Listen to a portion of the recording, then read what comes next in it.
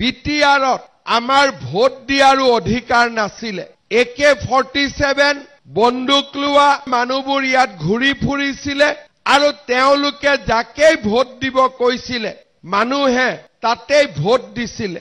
বন্দুক আৰু AK-47 লৈ মানুহে ভোট খুজিছিলে। কিন্তু এতিয়া বিটিআৰত কোনেও বন্দুক লৈ ভোট নোখোজে, নমস্কাৰ কৰি মানুহৰ পৰা ভোট খোজে।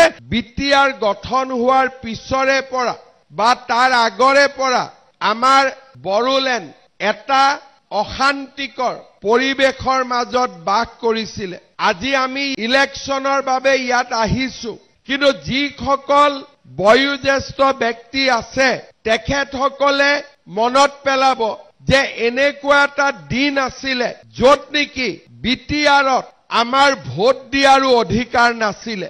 AK-47 বন্দুক লোৱা মানুহবোৰ ইয়াত ঘূৰি ফুৰিছিলে আৰু তেওঁলোকে যাকেই ভোট দিব কৈছিলে মানুহে তাতেই ভোট দিছিলে।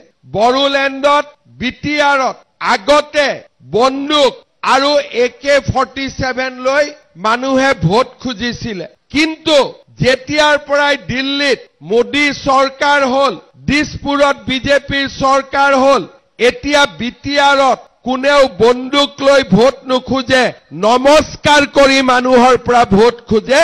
মানুহক নমস্কাৰ কৰি কয় যে আমাক ভোট দিব লাগিব। যোৱা 5 বছৰ আছিল শান্তিৰ কাৰণে, যাতে এটা সম্প্ৰদায়, এটা গোষ্ঠী আন এটা গোষ্ঠীৰ ওচৰ চাপি আহিব পাৰে, মানুহৰ মাজত সমন্বয় সৃষ্টি হ'ব পাৰে। আজি সেই পৰিৱেশ আমি পালো। এতিয়া আমাৰ দায়িত্ব কি? এতিয়া আমাৰ লক্ষ্য কি?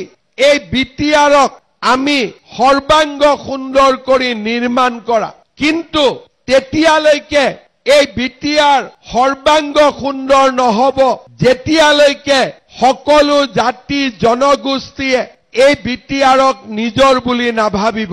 সেইকাৰণে মই য'তেই গৈছো এইবাৰ তাতেই কৈছো যে অহা 5 বছৰত মোৰ লক্ষ্য হ'ব বিটিআৰত যাতে কোনো দ্বিতীয় শ্ৰেণীৰ নাগৰিক নাথাকে, সকলো প্ৰথম শ্ৰেণীৰ নাগৰিক হ'ব পাৰে।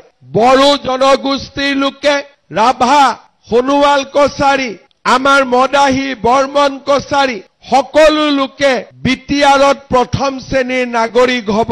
আৰু লগে লগে বঙালী ভাষী, কোচ ৰাজবংশী, হিন্দু, মুছলমান, খ্ৰীষ্টিয়ান, নেপালী, গোৰ্খা, অসমীয়া ভাষী সকলো ৰাইজে ভাবিব লাগিব যে ময়ো বিটিআৰৰ প্ৰথম শ্ৰেণীৰ নাগৰিক।